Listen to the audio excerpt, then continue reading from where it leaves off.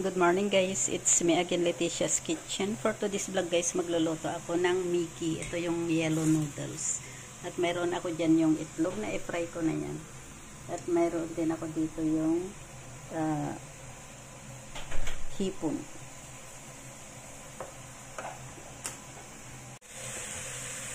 So ito na guys, na i-fry ko na yung gulay. Ang una kong nilagay dyan ay naglagay ako ng garlic. Saka ko nilagay yung gulay, yung ating gulay para sa ating noodles.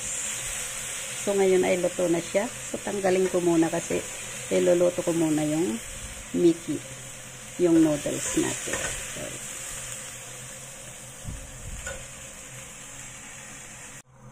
maglalagay na ako ng tubig.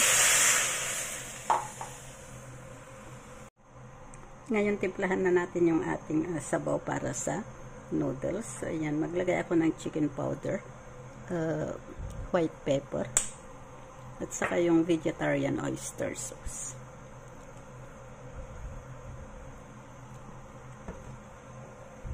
Ayan, nahaluin lang natin, pakuluan lang natin bago natin ilagay yung noodles.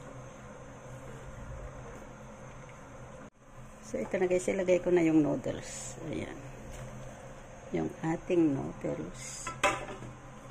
So ihalo lang natin siya bago natin isama yung gulay natin.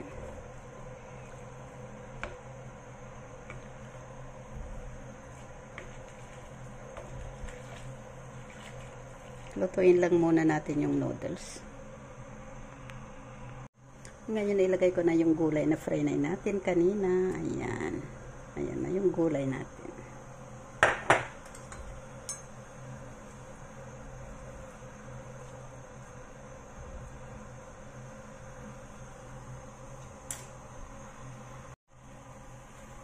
At ilagay ko na rin ang eggs. Ayan na yung eggs natin. So, pakuluan lang natin yun.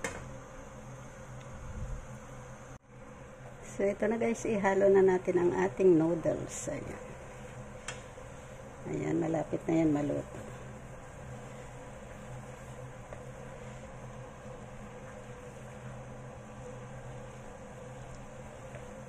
Ayan. At ilagay na rin natin ang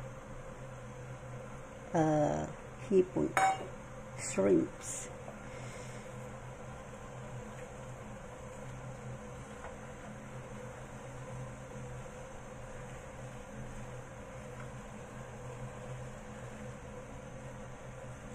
Oh my God.